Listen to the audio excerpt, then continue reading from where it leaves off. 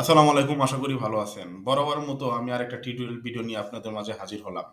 আজকে আলোচনা করব যারা এখনো এনআইডি কার্ড করেননি কিংবা ভোটার হননি তাদের জন্য এই ভিডিওটা খুবই ইম্পোর্টেন্ট একটা ভিডিও হবে। কারণ আপনি যখন এনআইডি কার্ড করবেন, আপনার নামটা কিভাবে এনআইডি কার্ডে দিতে পারবেন, কোন জিনিসগুলো দিতে পারবেন না, কোনটা যা বাংলাদেশ নির্বাচন কমিশন অ্যালাউ করবে, কোন বিষয়টা অ্যালাউ করবে না, সব কিছু এখানে আপনাদের দেখিয়ে দেব।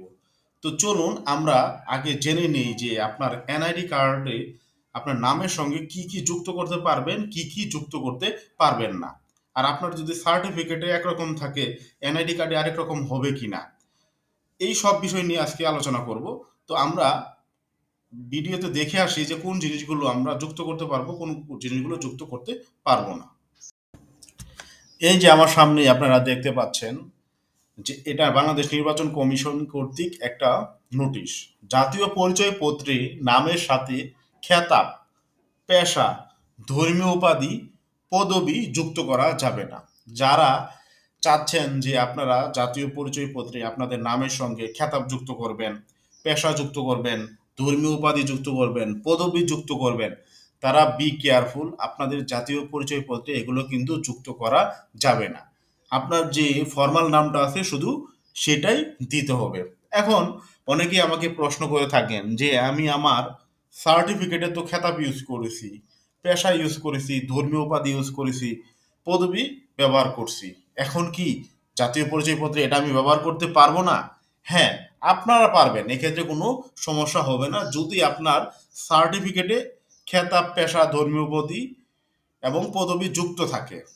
আবার অনেকেই প্রশ্ন করেন যে আমার বাবা মা ওনারা মারা গেছে, তাহলে কি আমি আমার বাবা মার নামের আগে মৃত লিখতে পারবো না? হ্যাঁ, সেটাও লিখতে পারবেন যদি আপনার বাবা মা মারা যায়। তবে আপনি যখন জাতীয় পরিচয়পত্র তৈরি করবেন, আপনার সার্টিফিকেটেও খেতাব নেই, পেশা নেই, ধর্মীয় উপাধি নেই, পদবি নেই, মানে আপনার সার্টিফিকেটে যে নাম আছে, তো আপনি হঠাৎ করে জাতীয় পরিচয়পত্রে যদি এই খেতাব, পেশা, ধর্মীয় উপাধি, পদবি যুক্ত করেন তাহলে কিন্তু এটা যুক্ত করা যাবে না। যদি সার্টিফিকেটের নামে কিংবা আপনার যে পড়াশোনার একাডেমিক ডকুমেন্টস গুলো আছে সেগুলোতে থাকে, সেক্ষেত্রে আপনি যুক্ত করতে পারবেন। আশা করি যারা নতুন ভোটার হচ্ছেন কিংবা হবেন তাদের জন্য এটা খুবই একটা ইম্পর্টেন্ট ভিডিও ছিল।